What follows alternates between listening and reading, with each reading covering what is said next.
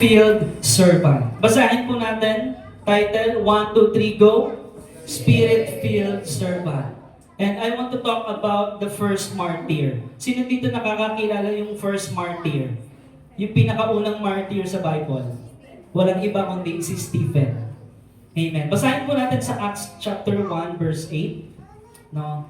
Ang sabi po dito sa Acts chapter 1, sa verse 8, ang tema po ng Book of Acts, sabi doon, subalit tatanggap kayo ng kapangyarihan pagbaba sa inyo ng Espiritu Santo. Kailan po matatanggap ang kapangyarihan?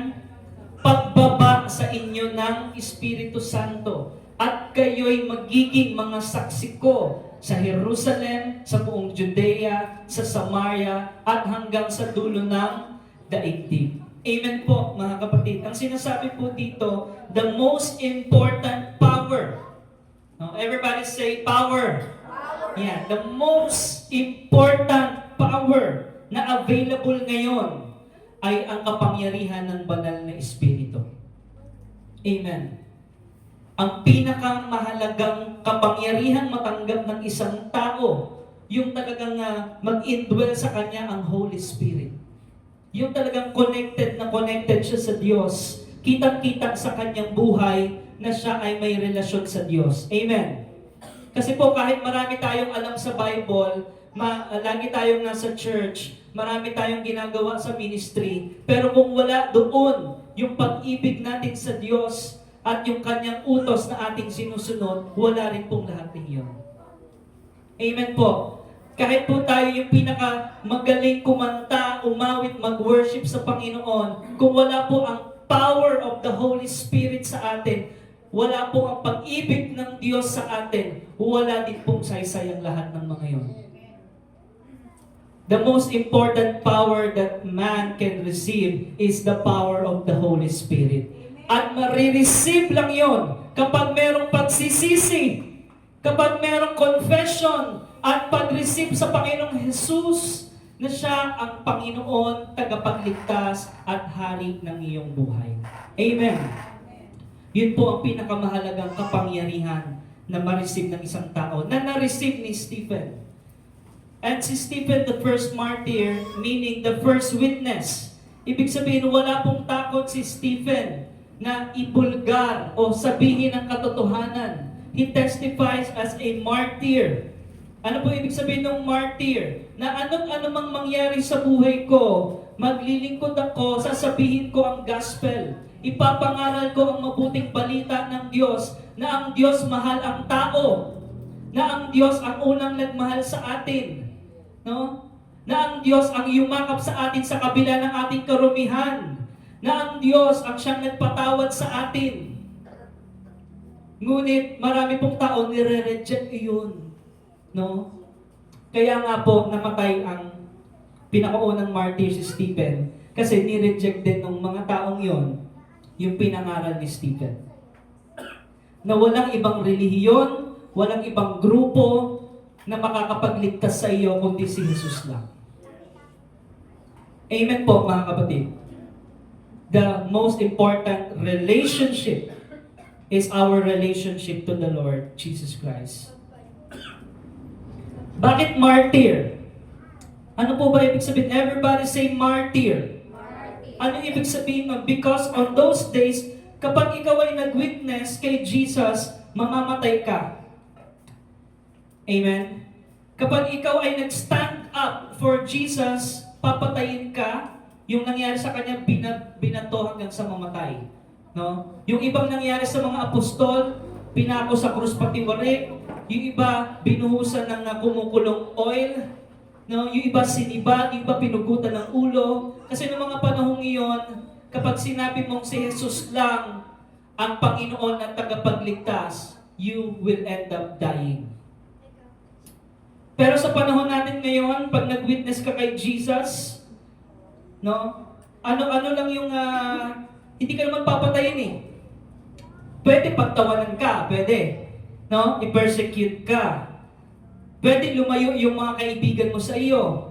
Yung mga kakilala mo, di ba? Layuan ka. Pwede ka na yung mangyari sa atin. Pero hindi ka papatayin na katulad nung unang mga disciples. Kaya mga kapatid, mapalad tayo sa panahon natin ngayon na tayo'y nag-witness for Jesus, pero hindi ganun katindi yung persecution. Amen po. Pero ang nangyayari, tinatamad pa tayong mag-witness. Tinatamad pa tayong maglingkod. Tinatamad pa tayong sumunod sa Panginoon. So ano po ang mangyayari? Hindi po i-share ang gospel. Pero si Stephen, according to Bible scholars, batang-bata po siya mga panahon ngayon, around 28 to 30 years old, no? Mga kasigidad ko po, mga ganyan, ay namatay dahil sa kanyang yung testimony. Meron po palang namamatay sa testimony? No? Kapag nag-testimony ka nung panahon niya, pwede kang mamatay. Bakit? Kasi yung testimony nung panahon niya, nakasentro talaga kay Jesus eh. No? Pero ang tanong, kahit batang-bata siya namatay, yung buhay niya ba ay na-maximize niya? Yes. Sino po yung pinakamatandang nabuhay sa Bible? Sino? Si Methuselah. Pero wala kang mababasa sa buhay ni Methuselah na talagang wow, na-emphasize na talagang naglingkod siya sa Panginoon. Wala eh. Ang mababasa mo lang, si Methuselah, siya yung pinakamahabang buhay. Pero pagdating kay Stephen, the first martyr, mababasa mo na napaka-purposeful nung kanyang buhay. Bakit po? Dahil inilaan niya yung kanyang buhay para sa paglilingkod sa Panginoong Jesus, sa pagsunod sa kanyang mga salita. Amen po, mga kapatid. So, basahin po natin yung next verse. Sa Acts chapter 6, verse 5. Nalugod ang buong kapulungan sa panukalang ito. Kaya't pinili nila si Esteban, isang lalaking lubos ang pananampalataya sa Diyos at puspos ng Espiritu Santo. At sina Felipe, Procoro, Nicanor, si Timon, si Permenas, at si Nicolas na taga-Antioquia, isang hentil na nahikayat sa pananampalatayang Hudyo. Diyan po muna tayo, no? Ano po yung pagkakadescribe kay Stephen? Isa siyang pinili. Siya yung pinili ng kapulungan. Isang lalaking lubos ang, ibig sabihin, kitang-kita yung connection sa Diyos. Hindi lang siya basta relihiyoso. Yung testimony niya, what he preached, di ba? Pinapabuhay niya. Hindi lang siya basta salita ng salita na maraming alam sa Bible, pero pagdating sa lifestyle, bagsak. Amen. He practiced what he preached. Kaya sinabi doon, puspos siya ng Espiritu Santo. Paano po malalaman isang tao puspos ng Espiritu Santo? No? Laging bukang bibig niya at isinasabuhay niya ang gospel. At sinasabi sa Bible, ang karakter ng isang puspos ng Espiritu Santo, mapagpasalamat. Masayahin. Hindi yung laging nakaganyan yan eh. Hindi yung laging parang reklamo or, di ba, nakasimangot. Masayahin, joyful. Amen? Despite of variety of trial, sa kabila ng sakit, karamdaman, sa kabila ng maraming pagsubok sa mundo, kaguluhan, siya'y taong masayahin. Puspos ng banal na Espiritu. Bakit siya'y taong masayahin at mapagpasalamat? Dahil alam niya mahal na mahal siya ng Diyos. Kapatid, kaya lagi mong tatandaan, yung krus, yung ginawa ng Diyos para sa iyo. Amen? Kung ikaw ay parang nagdududa, or parang, mahal pa ba ako ng Diyos? Di ba parang ganyan eh. Parang hindi ko nararamdaman si Lord. Parang pray ako ng pray, pero parang hindi ko siya nararamdaman. Di ba? Tapos palungkot ka ng palungkot yung buhay mo. Ayaw po ng Panginoon yan. Si Stephen, kahit marami siyang pagsubok na dinaraanan, isa siyang taong may pananampalataya, puspos ng banal na Espiritu, at siya'y galak na galak sa pag-share ng gospel. Amen po. Kaya siya yung pinili talaga ng kapulungan. No? So how do you know if you are living your life to the fullest? Sino dito yung gusto niyang mabuhay siya ng walang regrets? Walang regrets. Kapag inilaan mo yan sa Panginoong Jesus, no regrets yan kahit mamatay ka pa ngayon. Amen? Hindi mo iisipin na gaano kaya kahaba ang buhay ko dito sa mundo. Hindi mo yun papansinin eh. Lord, let your will be done. Ano man po ang iyong ipagawa, send me Lord and I will go. Yun si Stephen. Diba? Masayang naglilingkod sa Panginoon kahit mahirap ang buhay. Amen. Yun ay puspos ng banal na Espiritu. At sinabi doon, may mga taong nagsasabi, life is like a coin. You can spend it any way you want, but you can spend it only once. Amen? Papaano mo ginagamit ang buhay mo? Inilalaan ba natin to sa pinakamahalagang oras? Pinakamahalagang bagay? No? O inilalaan natin to sa mga walang kabagay-bagay sa sanlibutan? No? You can do whatever you want today, but remember, you only have one life. Meron ka lang isang buhay. No? Papaano mo gagamitin yung buhay na yan? Di po ba? Kanino natin gagamitin ang buhay natin? No? Si Stephen, anytime, handa po siyang magsakripisyo para sa Panginoon. He was the first martyr. And he is ready to die. Sino po dito yung handang mamatay? No? Yung para sa Lord. Kasi marami po namatay na parang wala man ng kasaysayan yung kanyang kamatayan. Namatay kasi sa kasalanan. Ayaw ng Lord ang tao mamatay sa kasalanan. Amen. Mahal ng Diyos ang bawat isa. Gusto ng Panginoon ang bawat isa makapagsisi, makapagbalik loob sa Kanya, at tunay na makatanggap ng kaligtasan. Amen po. At tayo ay mabuhay ng merong kapuspusan ng banal na Espiritu. Amen. No? Yan po ang nais ng Panginoon. Kaya, kung sasabihin sa iyo ng doktor ngayon, 1 buwan ka na lang ang buhay mo. No? Kahit sabihin mong teenager ka pa, no? Kahit sabihin mong 20s ka pa lang, 30s ka pa lang, hindi mo masasabi ang buhay. Amen po, mga kapatid. Kahit katulad nung kanina, di ba? Nabanggit din ni Sister Mila, kahit malakas ka ngayon, hindi ibig sabihin malakas ka bukas. Amen. Hindi habang panahon, yun, andyan yung kalakasan. Biyaya yan ng Panginoon, yes. Pero habang gagamitin at gagamitin ka pa ng Panginoon, you are immortal. Amen. Huwag mong isipin yung kamatayan. Ang isipin mo, maglingkod ka sa Diyos. Ang isipin mo yung purpose ng buhay mo. Ang isipin mo, paano ka magagamit ng Panginoon sa Kanyang kaharian. Yun ang isipin mo. Amen? Marami pong tinatanim si Satanas sa atin na mga hadlang-hadlang para hindi natin maisip yung pinaka-focus ng buhay natin, ang paglilingkod at pag-share ng gospel to go and make disciples of all nations. Hindi mo sasabihin, Pastor, may sakit ako, hindi na ako magagamit ng Panginoon. No, you are wrong. Pastor, mahina na ako. May edad na ako. Hindi ako na magagamit ng Panginoon. No. Magagamit ka pa rin ng Panginoon. Bakit? Habang ikaw ay nabubuhay, yan ang purpose nating mga anak ng Diyos. To be a living testimony. Amen? Unang-una sa pamilya mo. Diba? Hindi naman pag sinabi, magagamit ka ng Panginoon, doon agad sa labas. Hindi po. Pinakauna sa pamilya mo eh.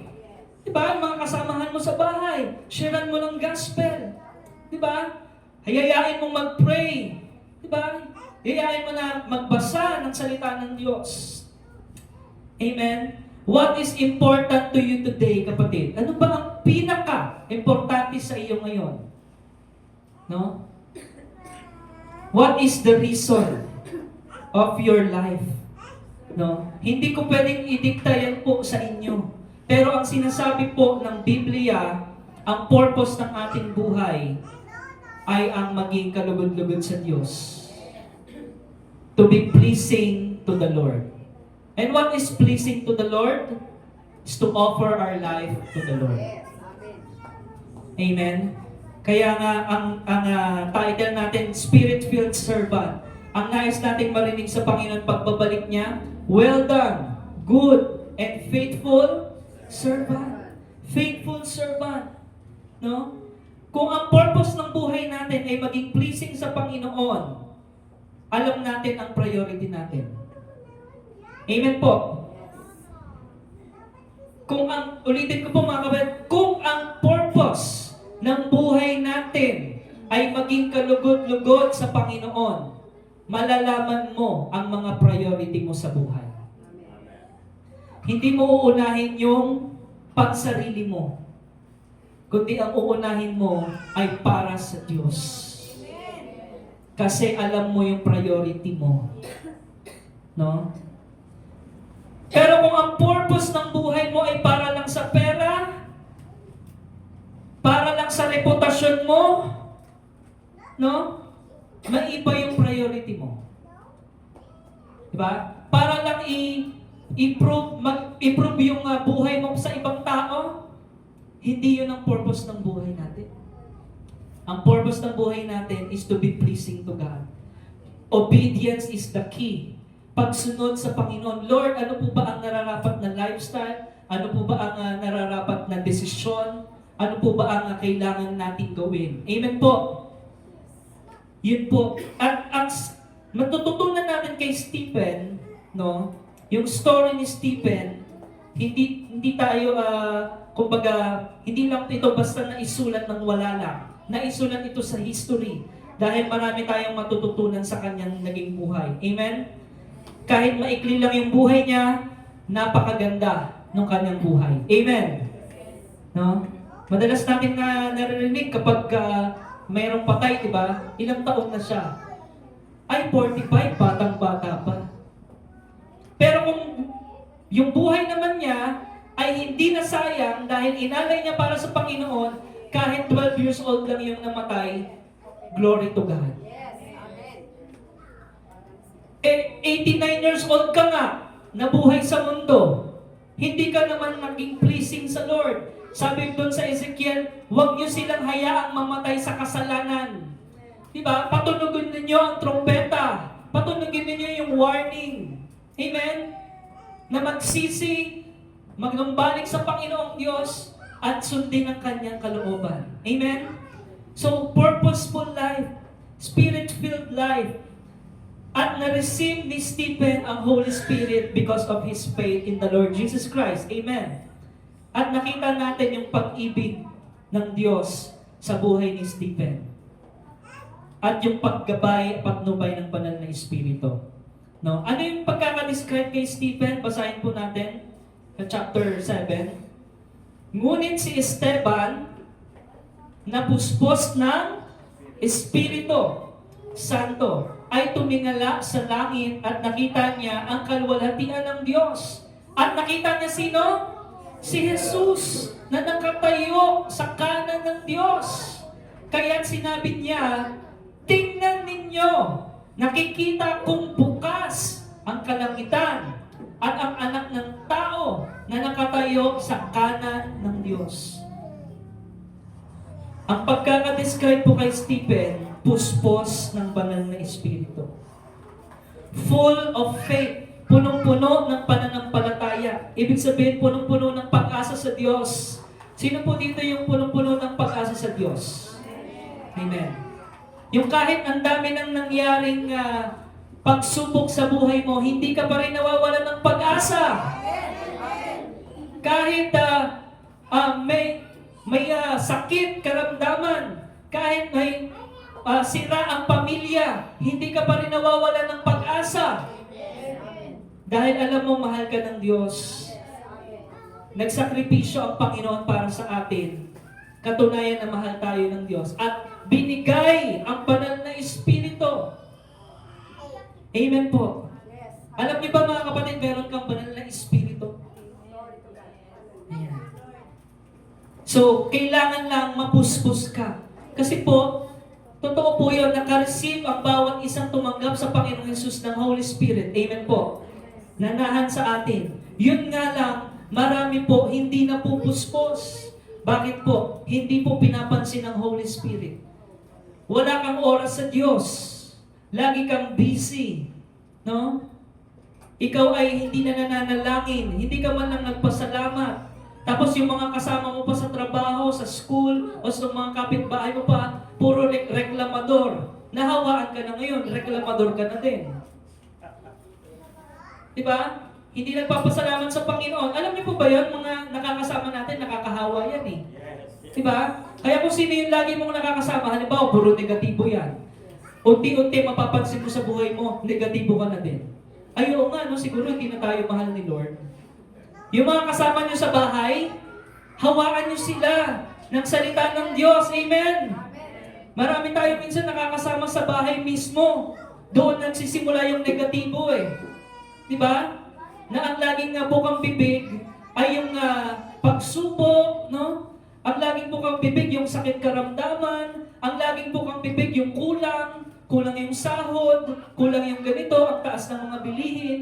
Pero ang sinasabi ng Panginoon, puspos ka ng pananampalataya, ipakita mo. No, sa salita pa lang, no? Na I can do all things through Christ who gives me strength. Sabi ng Apostle Paul, habang may karamdaman siya, pinag-pray niya ng 3 beses. Sabi sa kanya ng Lord, my grace is sufficient for you.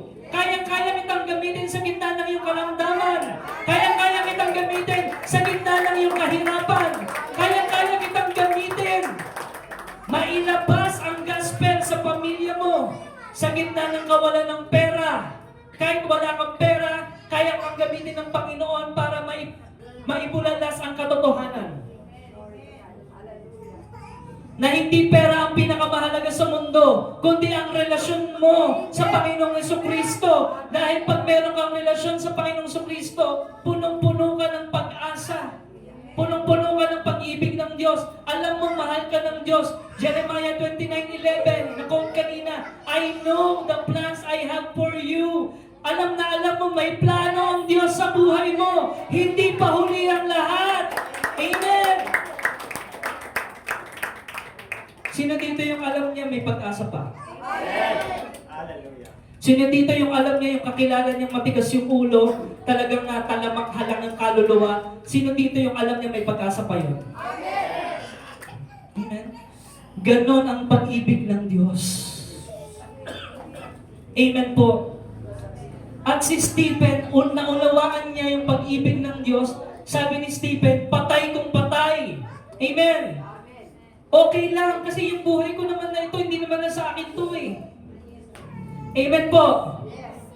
Nag-aalala ka na baka bumagsak yung trabaho, bumagsak yung negosyo dahil sa nangyayari sa ating gobyerno? Kapatid, huwag tayong tumingin doon. Si Kristo ang tagapagligtas, hindi kung sinong tao. Amen po.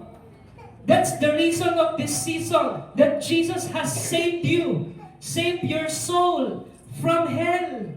Amen? Sa tiyak na kapahamakan, ang mensahe ng Panginoon, niyakap niya tayo, inahon niya tayo. Kaya naman tayong mga minahal ng Diyos ngayon, natuto tayong magmahal sa ibang tao.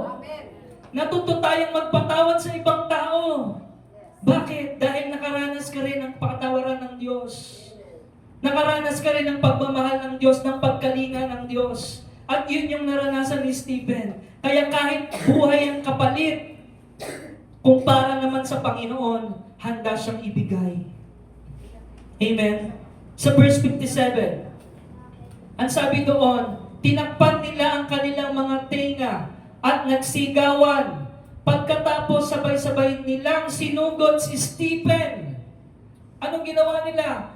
Pinagbabato, kinaladkad siya palabas ng lungsod upang batuhin. No? Nilagay siya ng mga saksi ang kanilang mga balabal sa paanan ng isang binatang nagngangalang si Saulo.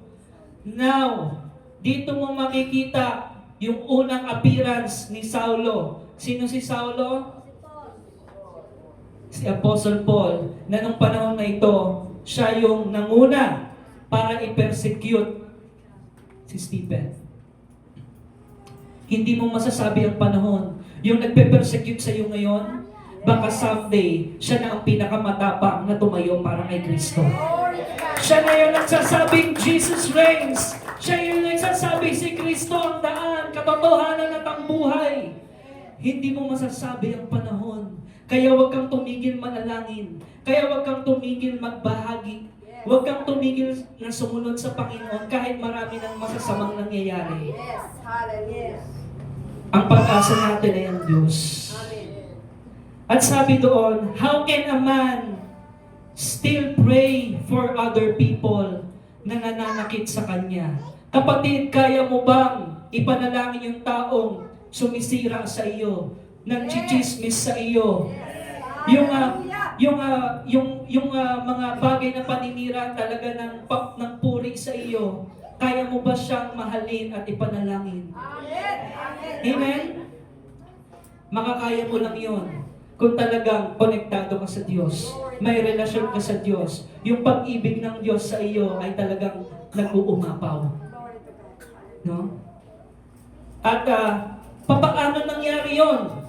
Pinag-pray niya yung mga taong yon. Sabi doon sa next verse, habang binabato nila si Stephen, no? Nanalangin si Stephen, ang sabi niya, Panginoong Jesus, tanggapin mo po ang aking espiritu. Lord, receive my spirit. Lumuhod si Esteban at sumigaw ng malakas. Ang sabi niya, Panginoon, huwag mo po silang pananagutin sa kasalanan ito. At pagkasabi nito, siya'y namatay. Isipin mo yung mga taong papatay sa kanya, ipinalangin niya.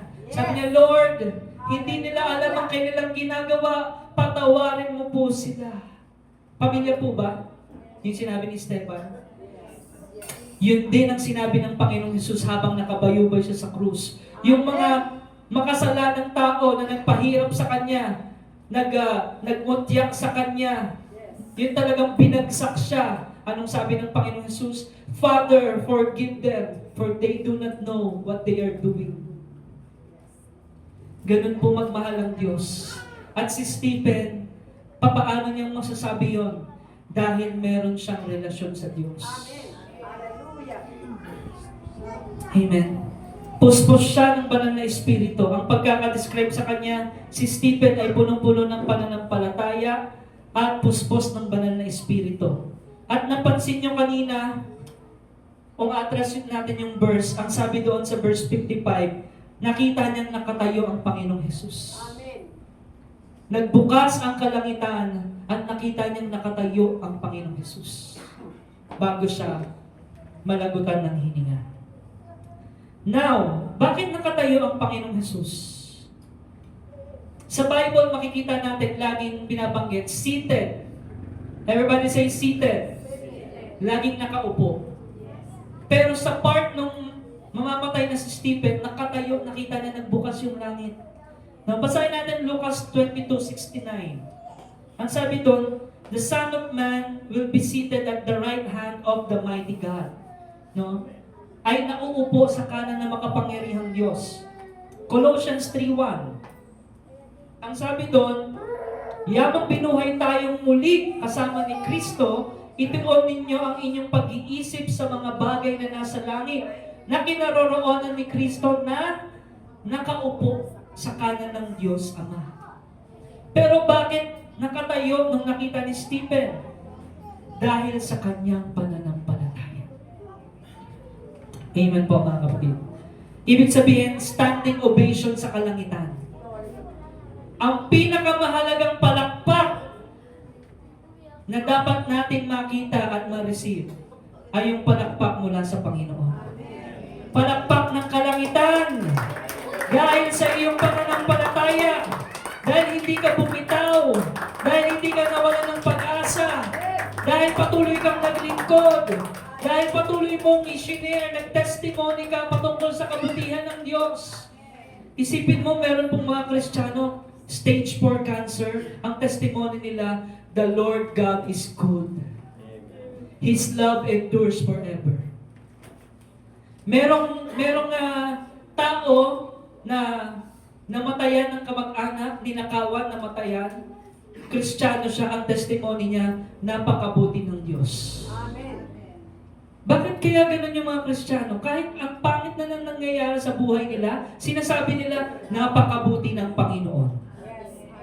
Alam niyo po kung bakit? Dahil hindi po nagbabago ang Panginoon. Amen. Amen. Yes. Yes. At alam niyo po kung bakit nasasabi natin napakabuti lagi ng Panginoon? Dahil yung pananampalataya natin ay wala sa sitwasyon, wala sa nararamdaman, kung hindi sa kabutihan ng ginawa ng Diyos sa ating buhay. Doon sa krus, ikaw ay iniligtas. Doon sa krus, ikaw ay pinatawad. Doon sa krus, ikaw ay may buhay na pag-asa. Inalay ng Panginoong Kristo ang kanyang buhay para malaman mo na anak, mahal na mahal ka ng Diyos at ikaw ay kabilang sa kaharian ng Diyos. Ikaw ay hindi lang basta anak ng Diyos, ikaw ay tagapagmana ng kanyang kaharian.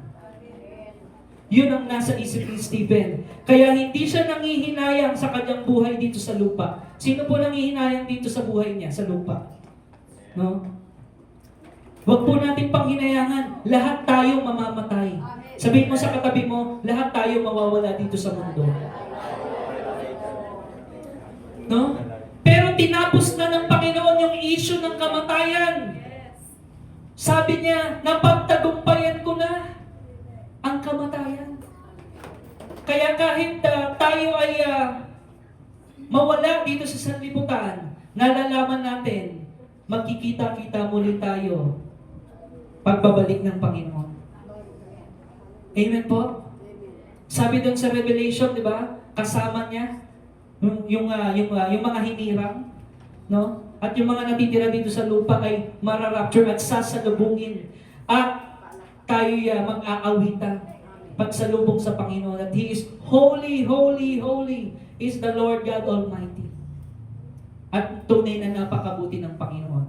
Dahil ang plano niya ay totoo at mangyayari, mga kapatid. Kaya yung mga signs ng second coming of the Lord Jesus Christ nandito na, hindi dapat takot ang maramdaman natin.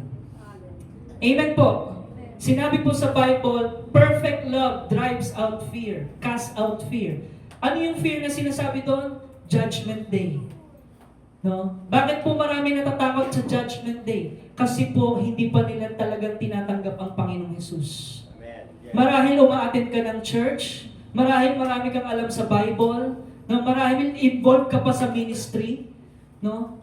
Pero kung hindi ka talaga totoong-hanan na tinanggap mo ang Panginoong Kristo bilang Panginoon mo, nandiyan pa rin yung takot. Takot sa kamatayan, takot sa Judgment Day. No? At alam niyo po yung taong natatakot, tuloy-tuloy na nabubulit sa kasalanan. Kaya kapatid, dapat palapalagian tayo lumalapit sa Panginoon. Amen. No? At nawawala yung takot na iyon Yes. sa ating mga kasalanan. No? Yun po ang kalakip ng takot kasalanan. Kaya nga ang prayer po natin, mga kapatid, sino yung prayer dito na, Lord, someday when I enter heaven, makikita ko ang Panginoong Kristo na sinasabi sa akin, well done, good and faithful servant. Praise the Lord. Sino dito yun yung kanyang goal sa buhay? No? Na pastor, kasama ako dyan, na ang goal ko sa buhay ay yung talagang maging pleasing ako sa Lord.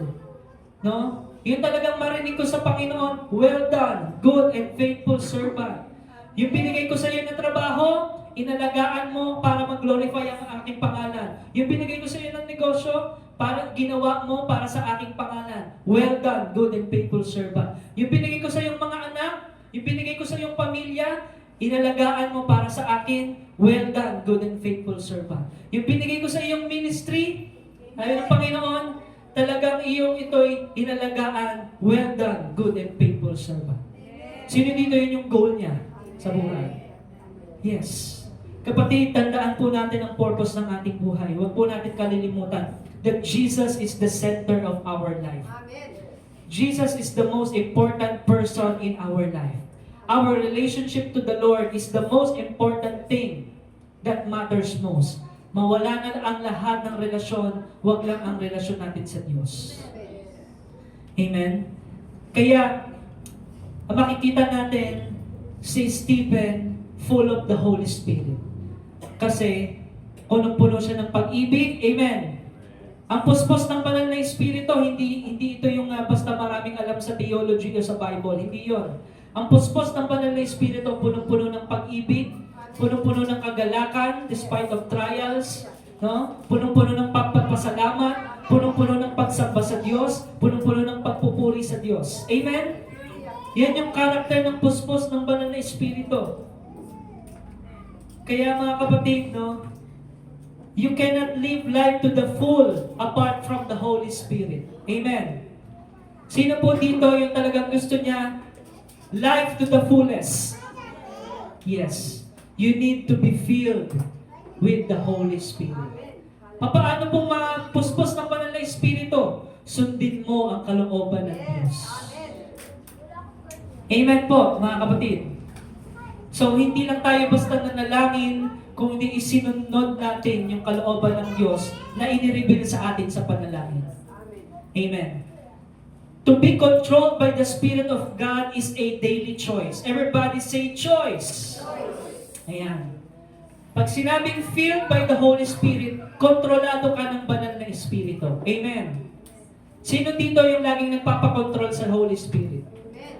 Amen. Sino dito yung gusto mo lagi, Lord, ikaw po ang masunod? Amen? Na kontrolado ng Lord yung buhay mo. No?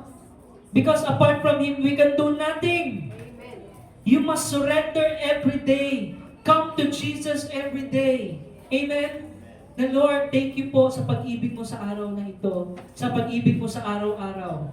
Lord, napakabuti mo. Despite ng aming mga pagsubok, despite ng aming sakit at karamdaman, meron kaming kaligtasan buhat sa iyo. Amen?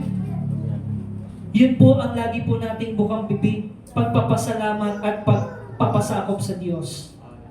Sino dito yung inaamin niya na, Panginoong Jesus, hindi ko kayang mabuhay nang wala ka? Amen? Sino dito yung sinasabi, Lord, I cannot live without you? Kapatid, meron bang isang bagay sa buhay mo na hindi mo kayang mabuhay nang wala yun? Kung sino man yun or ano man yun, yun ang Diyos mo. Amen po. Kung ang sagot dyan sa tanong na yan ay ang Panginoong Jesucristo, you have more than enough. You have more than enough. Amen. Bumagsak man ang lahat sa paligid mo, hindi ka babagsak katulad ni Stephen dahil punong-puno ng pananampalataya at puspos ka ng banal na Espiritu. Ang Diyos po ba ay patuloy na nananawagan sa panahon natin? Amen. Sabihin mo sa katabi mo, gagamitin ka. Yes. Gagamitin ang iyong buhay para dumaloy ang kapangyarihan ng banal na Espiritu, para maraming maligtas. Maraming makakilala sa Panginoong Jesus. Amen. Huwag po tayong magpahadlang sa mga problema sa buhay.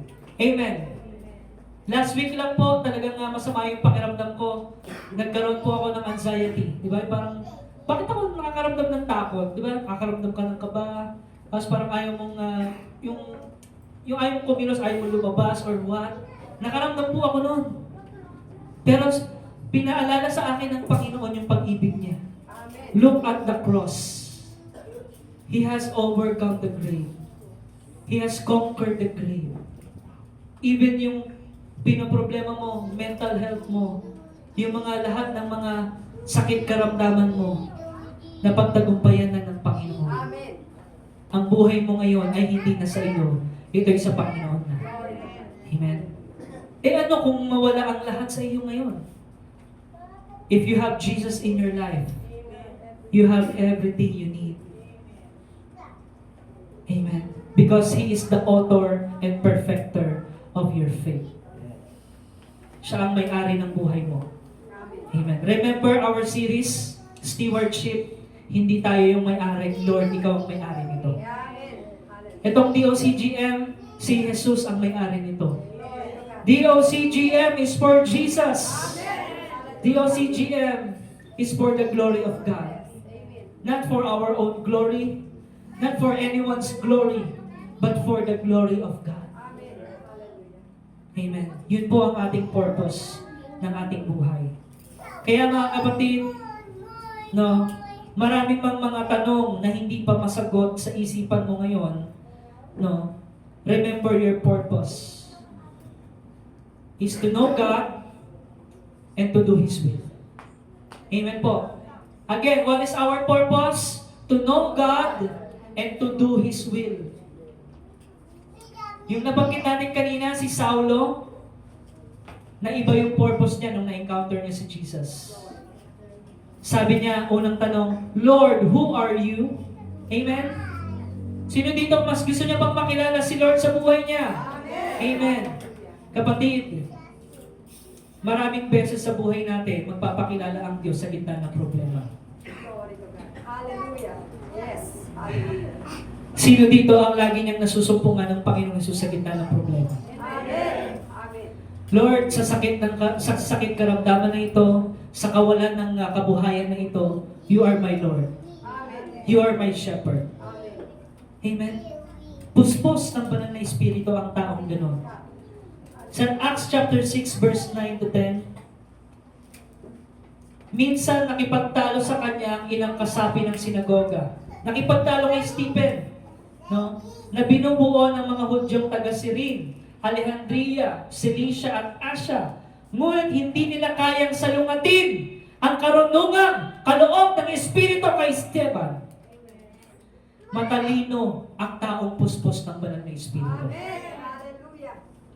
Kahit sino pa ang kaharap mo, basta't alam mo yung kalooban ng Diyos, alam mo yung salita ng Diyos, at siguraduhin mo na ito isinasa buhay mo, wala kahit sinong makakapagpabagsak sa iyo. Amen. Hallelujah. Ang taong puspos ng banal na Espiritu, kahit sino pang magtangka na pabagsakin yan, hindi yan babagsak.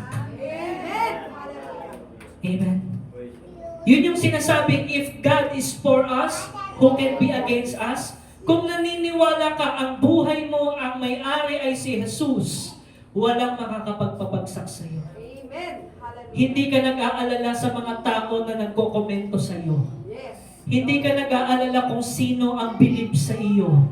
Hindi ka nag-aalala kung sino ang naniniwala sa iyo. Yes. Dahil ang focus mo ay ang relasyon mo at pagmamahal ng Diyos sa buhay mo. Amen. Ganyan po si Stephen. Glory to God. Hallelujah. At na-experience niya, maraming nag-oppose sa kanya, maraming sumalungat sa kanya, pero hindi siya natinag. Amen. Hindi siya bumagsak. Sabi doon sa 10, ngunit hindi nila kaya. Meron bang makakakaya sa banal na Espiritu? Wala. Walang makakatalo sa banal na Espiritu eh. Yes. Yung isang taong puspos ng banal na Espiritu, kahit pumasok siya sa bahay ng punong-puno ng masasamang elemento at mga engkanto at mga masasamang espiritu, maglalayasan ang lahat ng iyon dahil hindi nila kaya ang banal na Espiritu. Walang kahit anong espiritu sa mundo ang may kaya sa presensya ng Diyos. Kahit maligaw ka sa kagubatan, yung sinasabi nila pinaglalaroan ka ng engkanto, walang kwenta yung mga yun. Kasi ang banal na Espiritu ang gabay mo. Amen. Ang banal na Espiritu ang ilaw at patnubay mo. Walang sino mang makakagawa sa iyo ng anumang kasamaan. Amen po, mga kapatid. The greatest security in this world is the Holy Spirit. Amen. Ulitin ko po. The greatest security you can ever have in your life is the Holy Spirit. Tatak ng pagiging Kristiyano. Tatak na minahal ka at mahal ka ng Diyos. Tatak na iniligtas ka ng Diyos. At kahit anong mangyari sa buhay mo, ang Diyos ang kasama mo. Amen. Amen, mga kapatid. Glory to God. Hallelujah. Si Stephen, yun ang kanyang nasa puso. Sa verse 11, ano po ang nangyari? Kaya't lihim nilang sinulsulan. Ayan, marami nagtangka sa buhay ni Stephen upang magpatotoo laban sa kanya ng ganito. Narinig naming nilalain niya si Moses at ang Diyos. So nag-imbento ang mga tao na hindi kayang pabagsakin si Stephen para siya ay pagbintangan. Amen? Pamilyar po ba yung nangyari? Yes. Ganyan din ang nangyari sa Panginoong Jesus. Sabi ng Panginoong Jesus, no servant is greater than his master. Kung na-persecute ang Panginoon, pwede rin mangyari sa iyo. Dumanas ang Panginoon ng katakot-takot na hirap, pwede rin mangyari sa iyo.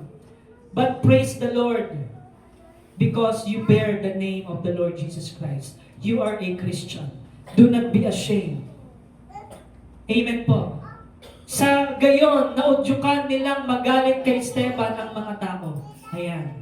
Gumagawa-gawa ng kwento at ginalit nila ang tao para kay Esteban. Ano pong nangyari? Inakasahan siya. No? Number 1, sabi sa verse 13, sabi doon, inakusahan siya. Nagharap sila ng mga sinungaling. Ayan. Kaya kapatid, huwag kang mabigla kapag maraming naninira sa iyo ng mga sinungaling.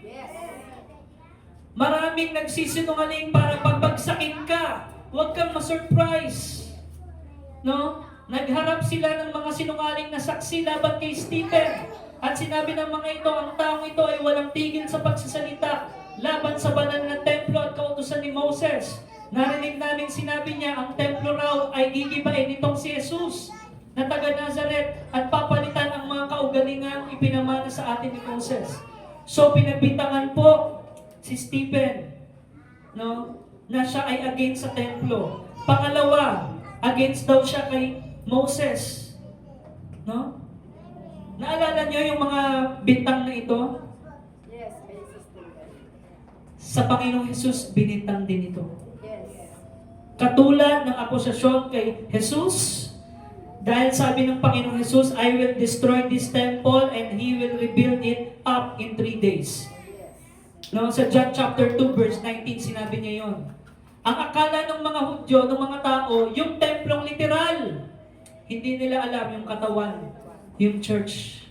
I will rebuild it in 3 days. Yun ang binabanggit doon ng Panginoon. Marami pong na-misunderstood yun. Jesus was talking about His body. Amen.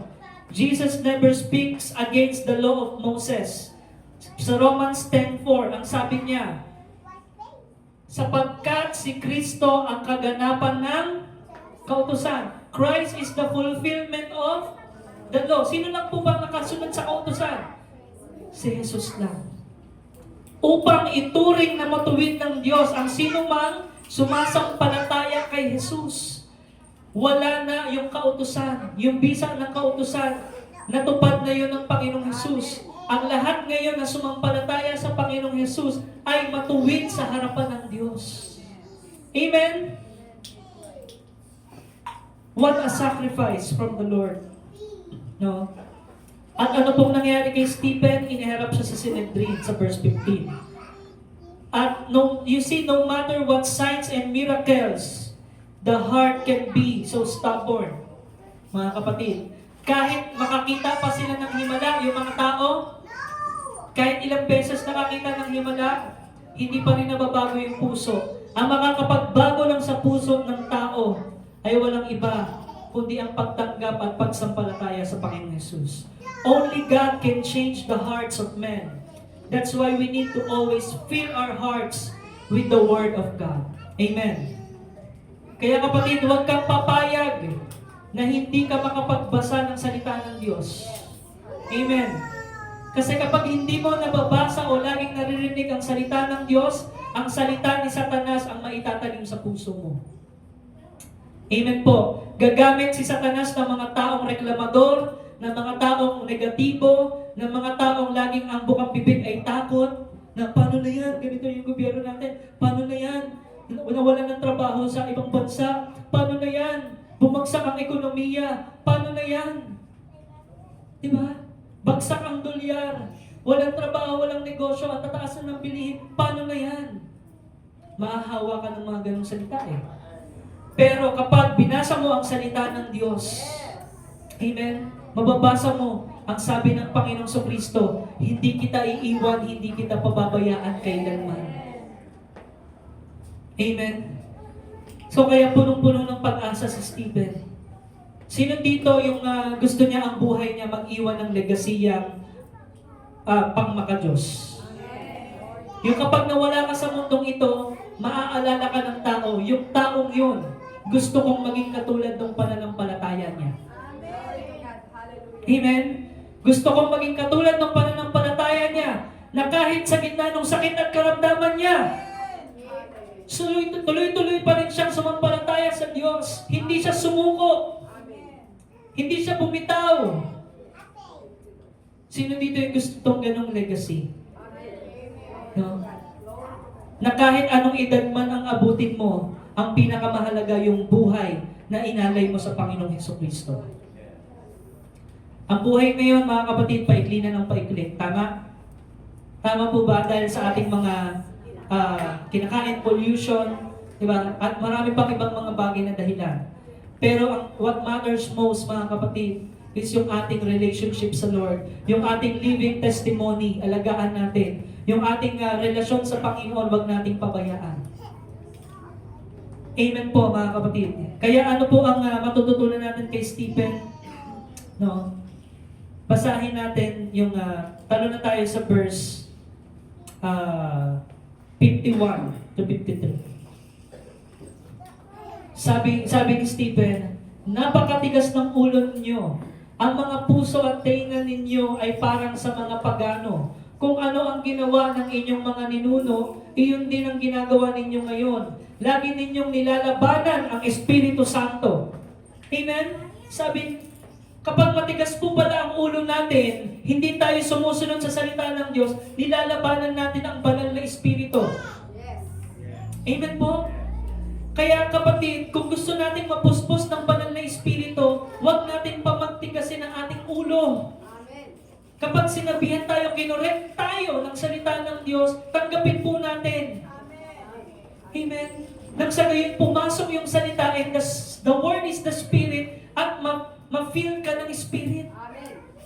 At sinasabi doon, huwag nating sundin yung mga natutunan natin sa ating mga ninuno na natutunan nila sa sanlibutan. Amen? Yung mga tradisyon na against sa word of the Lord. Sinong propeta ang hindi inusig ng inyong mga ninuno? Pinatay nila ang mga nagpahayag tungkol sa pagparito ng matuwid na lingkod na inyo namang pinagkanulo at pinapatay. Binabanggit niya ang Panginoon Jesus. Tumanggap kayo ng kautosang binigay ng Diyos sa pamamagitan ng mga anghel. Ngunit hindi naman niyo ito sinunod.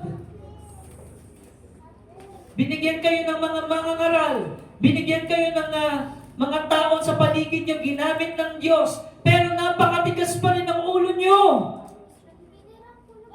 Amen? Pastor, bakit ganito yung nangyayari sa aming pamilya? Hindi pa rin naaayos. Marahil napakatigas siguro ng ulo niyo. Kinokorek kayo ng salita ng Diyos. Ang daming taong pinadala para sa inyo. Ayaw ninyong makinig. Ayaw ninyong pakinggan ang panawagan ng Diyos na magbago na tayo ng pag-iisip. Diba? Ano yung tema sa Jesus Reigns? Romans 12:1, offer your body as a living sacrifice, holy and acceptable to God. Huwag mo nang ialay ang buhay mo, ang katawan mo sa sanlibutan. Ialay mo ang buhay mo para sa Diyos. And then verse 2, do not any longer conform. Lagi nating sinasabi yan. Huwag ka nang kumamporme sa mga bagay sa mundo, sa mga bisyo, sa mga ugaling makamundo, sa mga trending na uso na hindi naman ayon sa kalooban ng Diyos. Do not conform to the pattern of this world. Pero kumukonforme ka pa rin dahil gusto mong maging in sa tropa, dahil gusto mong maging uso, dahil gusto mo na kabilang ka sa crowd ng mundo na hindi ka nahuhuli. Pero sinasabi ng Bible, be ye transformed by the renewing of your mind. Para mapuspos kayo ng banal na Espiritu so you can know the perfect will of God. And so you can know what is good and pleasing to the Lord. Pero ang problema, matigas po ang ulo natin. Amen? Ayaw nating makinig, ayaw nating magpaayos sa Panginoon. Tapos magko-question tayo sa Panginoon, Lord, bakit ganito ang nangyayari? Amen? So kaya, anong dapat? Magsisi at magbalik loob sa Panginoon. Yan yung gospel eh. Ang gospel, nakasentro yan sa repentance. At ang repentance, hindi lang yan yung pumunta ka sa altar call, nagsorry ka sa Panginoon, tapos na. Hindi yan natatapos doon. Ang repentance is your daily choice na Lord, let your will be done. Lord, Holy Spirit, control of my life. Control of my decisions. Tama ba itong ginagawa ko? Tama ba itong mga ginagawa ko sa buhay ko? Tama ba itong mga desisyon ko sa buhay ko? Amen? Ganun po dapat mga kapatid. We must be filled with the Holy Spirit. And for you to be filled with the Holy Spirit, huwag matigas ang ating ulo. Kapag tinanong kita, nagkasalubong tayo, ano yung message nung Sunday? Pastor, huwag matigas ang ulo. Tama yung sagot niya. Amen? Bakit po? Inaamin ba natin sa Diyos, may katigasan tayo ng ulo? Yes. Wala ditong exempted. Lahat tayo, amen? Kaya nga, daily, walk in the Lord. Daily, araw-araw. Pagsimikapan natin na tayo'y lumakad na kasama ang banal na Espiritu. Kaya mga kapatid, ang sinabi ni Stephen, you stiff-necked generation, lagi ninyong nilalabanan ng Holy Spirit. Laging gusto mo, ikaw ang masunod. Yun ang sinasabi. No? Kaya si Stephen, matapang niyang sinabi ang katotohanan. No? At alam niyo ba bakit nag-appear ang Lord kay Stephen? Bakit nagpakita? At the time of death, no, ni Stephen, especially sa mga tao ng Diyos, you will experience an amazing peace. Kapag mamamatay ang isang anak ng Diyos, hindi sama ng loob ang maiiwan niyang nararamdaman. Kaya kung may mga sama ka ng loob ngayon, hindi yan galing sa banal na Espiritu. Repent. Forgive. Confess. He is faithful and just to forgive your sins and to restore your spirituality. Amen po. Ayaw ng Diyos na manatili yung sama ng loob sa iyo hanggang sa mamatay ka. Amen po. Ang nararamdaman ni Stephen dito is yung katapangan at yung awa niya sa mga tao na matitigas ang ulo na hindi nakikinig sa salita ng Diyos. Kapatid, Diyos ito, pinag-uusapan natin. Hindi basta-basta kung sinong tao. Amen? Salita ng Diyos. Mga kapatid, pag sinabi ng Diyos, do not unequally yoke with unbeliever. Susunod ka o hindi? Pag sinabi ng Panginoon, wag mong kalimutan manalangin, pray without ceasing. Eh, matigas yung ulo mo, okay na yan, alam na yun ni Lord. Diba? Pag sinabi ng Panginoon, in everything give thanks. Sunod ka.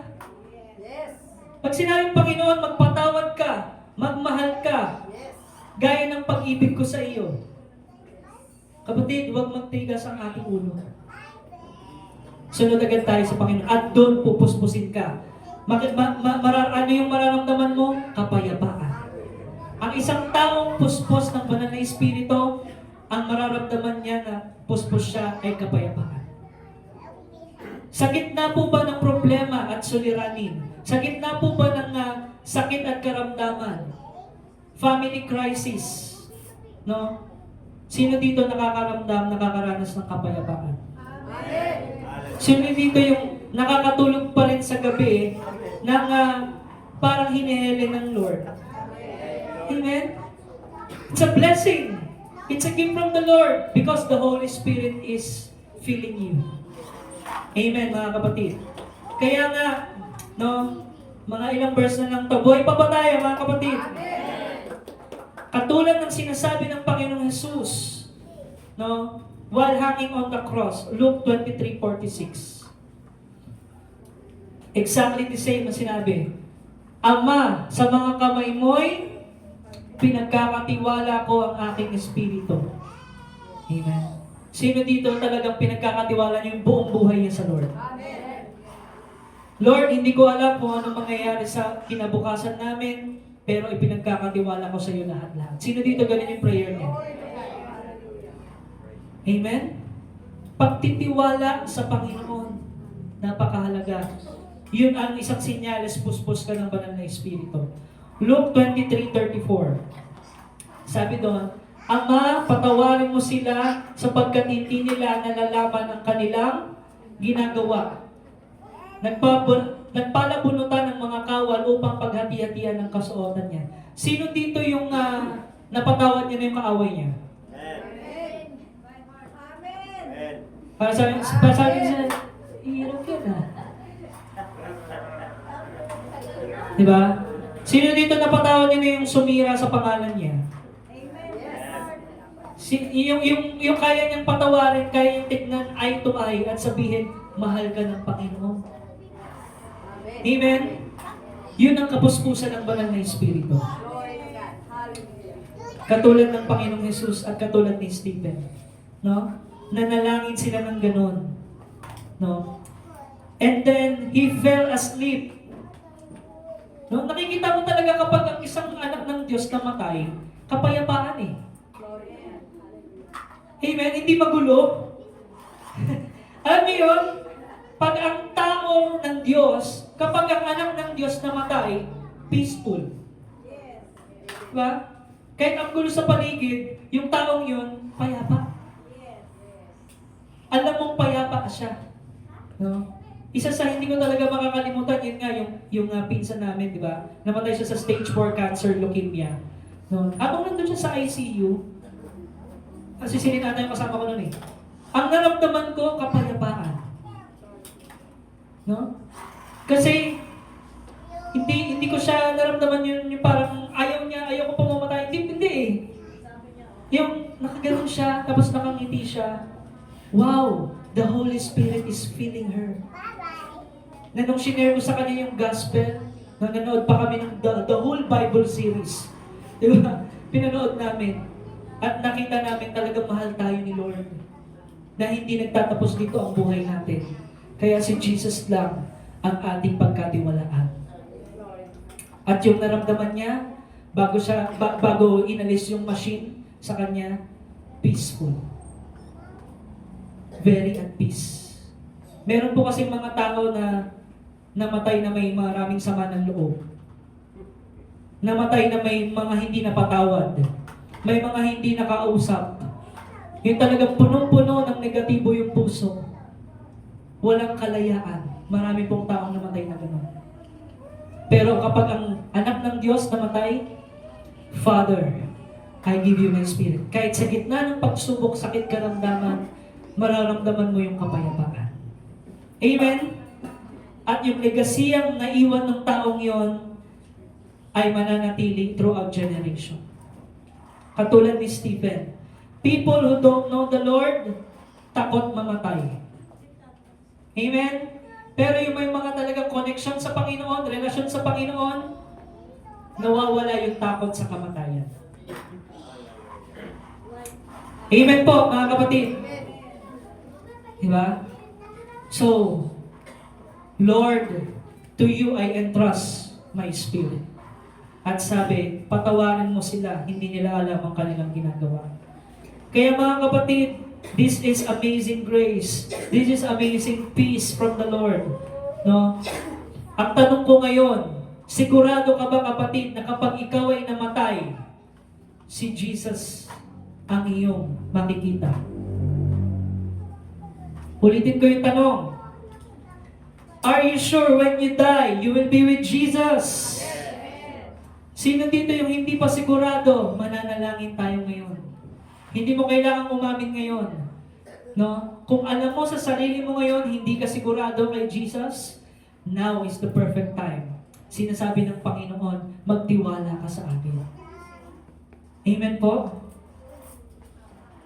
Kung hindi surrender ang iyong, kung meron ka pang hindi sinusurrender sa Panginoon, no, this is the perfect time you must surrender. Alam mo kapatid kung bakit di ka nagkakaroon ng kapayapaan? Lagi magulo isip mo, araw-araw. Parang walang, puro takot na lang, puro negatibo na lang. Walang nangyayaring maganda sa pakiramdam mo at sa mga pananaw mo sa buhay araw-araw. Meaning there's something you are not surrendering to the Lord. Amen. It's either Jesus is the Lord of all or Jesus is not Lord at all. Dalawa lang yan pagpipilian natin mga kapatid.